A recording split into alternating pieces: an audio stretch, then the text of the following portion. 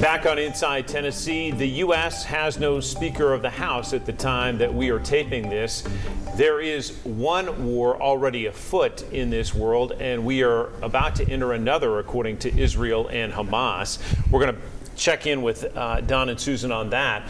The geopolitics here are getting heavier and heavier by the day. Susan, we saw President Biden visit Israel in particular, embracing that country and saying, we have your back, essentially, by stepping in with Benjamin Netanyahu and making the pledges that he has for aid. Where do you see that conflict going from here? Well, I don't know where it's going from here. I'm concerned about expansion of this war in the Middle East. You've got Jordan, and you have Egypt, and you have Iran, and there are a lot of other players over there, and the U.S. is the ally of Israel. And so, you know what's been fascinating to me is watching the news and the divide in our country. You know, we generally and historically have supported Israel. We've got college professors, we've got a lot of young people who are tilting toward the Palestinian side on this. And I saw a breakdown on the millennials and the Gen Zers, and they tend to be in favor more of the Palestinians, and older people like myself tend to side with Israel. But I find it interesting what's happening in the country and the taking sides here. And I'm not sure where that's coming from, but I am very concerned about the expansion of this war, and without a speaker, and in my opinion, with a very weakened president that we have with Joe Biden, it worries me dramatically. The complexities of this question date back decades. This is one that you just can't... Actually, thousands of years. Yes, thousands of years. And so it is difficult to talk about this on social media. Gets most anyone in trouble because it's not the Vols and Alabama. Right. Well, this is life. This is life. This is not sport. And This is as gray as it gets. Thousands of people have been killed. That's right. And so, listen, genocide is genocide. Terrorism is terrorism.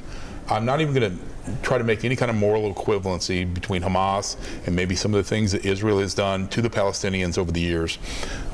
It does, in some degree, cut both ways, and I do understand both sides. The reality is Hamas attacked in a vicious way that violates every tenet of war and warfare as we know it in modern times. And now we have upwards of 2.2 million Palestinians suffering. That's right. And now we have Israel retaliating, killing ordinary citizens that would look like us over here, that are really struggling. And it is a complex question beyond maybe solvability. And I have sympathies lying both ways. I have friends certainly that are very pro-Israel, friends that are very pro-Palestinian. There's large communities of both within Knoxville. So is there a path forward where someone would say, I support punishment for Hamas and militants who carried out the atrocities we saw, but also preserves a large loss of life on the civilian front that we know will happen if Israel does make a big incursion into Gaza? I think there is a path forward. The question is will Israel do that? And I understand their difficulties. And how do you decide that person's Hamas and that person's just a Palestinian male of fighting age? And that's going to be the difficult thing. And it got more complicated. I disagree with Susan's premise that we have a weakened president. We have a president more experienced in foreign policy than in the history of our country. And he gets over there just as a Palestinian hospital blows up, and whether it was by air through Palestinian missiles or by the Israelis, we don't know for sure. I'm not prepared this Wednesday night yet, based on what I've been reading and what I'm seeing, decide who is responsible. But no wonder the Arab side of this equation backed away and said, we're not going to meet with President Biden yet. This is an incredibly difficult and complex thing. And I'll just throw one more thing out. We haven't heard a word about Ukraine in a week, and this is critical to they're a Eastern European country that's a democracy that is aligned to many of our NATO partners, and unless we get a speaker, whoever it is, we cannot get they're the purse strings. We've got to get appropriations. That's the question we open with. So let's close with that question, Susan. Unless we get a speaker, how do you see the path forward for the House in particular in naming its next leader? I'll get my popcorn for this. Go right ahead.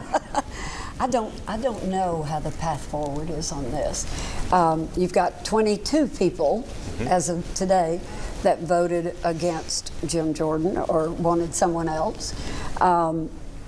I keep thinking maybe they'll turn back to Kevin McCarthy.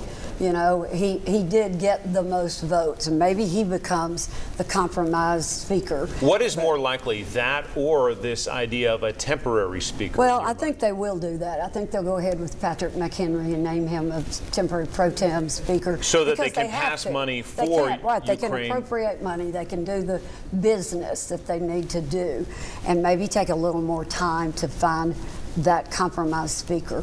But I said, it's not a good look. We're in trouble in the world right now. We need strong leaders in Congress, and right now we don't look very strong. Some of these issues just seem too big to even talk about or solve. Yeah. But Don, there's one thing that people here can do locally, and that is vote. We have an election underway right now for people who will make some big decisions in this community. All politics is local, don't City forget. Council and Judge. You both have been great about pointing out, hey, change starts right here on this ballot. Early voting is underway. So explain what's at stake for people who haven't been paying attention. Well, we have several of the city council seats that are up. This is a city election, so these are for only citizens that live in the city of Knox, not the county. But I think we have 3, am I correct, city council seats? Right, and then we have a city judge.